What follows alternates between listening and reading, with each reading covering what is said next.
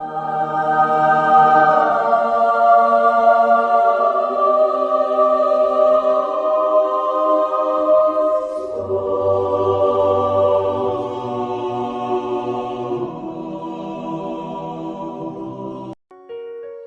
यीशु के जलाली और बाबरकत नाम में मेरी तरफ से आप सबको को सलाम।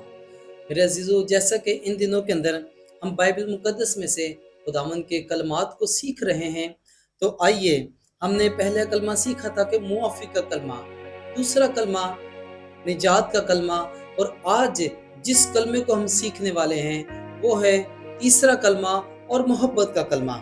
आइए मेरे साथ देखेंगे यूहन्ना की मार्फत लिखी गई अंजील, उसका 19 बाब और उसकी 25 से 28 आयत में लिखा है, और यीशु की सलीब के पास उसकी माँ और उसकी माँ की बहन मरियम, क्लोपास की बीवी और मरियम मगदलीन खड़ी थी। यीशु ने अपनी माँ और उसके शागिर्द को, जिससे मोहब्बत रखता था, पास खड़े देखकर माँ से कहा, ऐ औरत, देख तेरा बेटा ये है। फिर शागिर्द से कहा, देख तेरी माँ ये है। और उसी वक्त से वो शागिर्द उसे अपने घर ले गया। मेरे अजीजों, इस मोहब्बत के कलमे के अंदर हम यहाँ पर एक फिक्रमंदी देख रहे हैं, एक बोझ देख रहे हैं, एक जिम्मेदारी जो यीशु अल मसीह अपने मोहब्बत रखने वाले से, यानी कि यीशु मसीह सबसे ज्यादा मोहब्बत यूहन्ना से करते थे। ये वही शागिर्द है जो यीशु मसीह के सीने पर सर रख कर उसके कलाम को सुना करता था, और यीशु मसीह से ये भी बेपनाह मोहब्बत करता था। और यीशु ने जब इन सारी बातों को देखा तो उसी शागिर्द से कहा कि फिर शागिर्द से कहा, देख तेरी माँ ये है। यूहन्ना से कहा, और भी कई शागिर्द थे, लेकिन जब यीशु मसीह को मसलूब किया जा रहा था तो लिखा है कि सब छोड़कर भाग गए। सिर्फ ये जो सलीब के पास इस वक्त मौजूद थे, जिनमें माँ मरियम और उसकी बहन क्लोपास की बीवी मरियम मगदलीनी खड़ी थी, और यूहन्ना यीशु से जो मोहब्बत रखता था। मेरे अजीजों, ये शख्स उसी वक्त लिखा है कि माँ मरियम को घर ले गया। चाहता तो वक्त लगा सकता था, एक जगह पर यीशु अल मसीह के बहन भाई यीशु से मिलने के लिए आए, तो यीशु ने उनसे कहा, मेरे माँ और मेरे बहन भाई वो हैं जो मेरा कलाम मुकद्दस सुनते हैं और उन पर अमल करते हैं। यहाँ पर सलीब के पास यीशु अल मसीह के जो दूसरे बहन भाई थे, हमें वो नजर नहीं आ रहे, सिर्फ एक यीशु अल मसीह का चहीता शागिर्द जिससे यीशु मसीह बेपनाह मोहब्बत करते थे। मेरे अजीजों, बाइबल मुकद्दस के अंदर यूहन्ना की अंजील, उसका 3 बाब और उसकी 16 आयत के अंदर अगर हम यीशु अल मसीह की मोहब्बत को देखें तो वहां पर लिखा है कि खुदा ने दुनिया से ऐसी मोहब्बत रखी कि अपना इकलौता बेटा बख्श दिया, ताकि जो कोई उस पर ईमान लाए हलाक ना हो बल्कि हमेशा की जिंदगी पाए। मेरे अजीजों, हमेशा की जिंदगी यीशु अल मसीह के पास है, और लिखा है जब हम गुनाहगार ही थे तो यीशु अल मसीह हमारी खातिर मुआ। खुदावन पाक खुदा से कोई भी चीज छुपी नहीं है मेरे अजीजों। तो यहाँ पर मेरे अजीजों, खुदा ने दुनिया से मोहब्बत की, मुझसे मोहब्बत की, आपसे मोहब्बत की।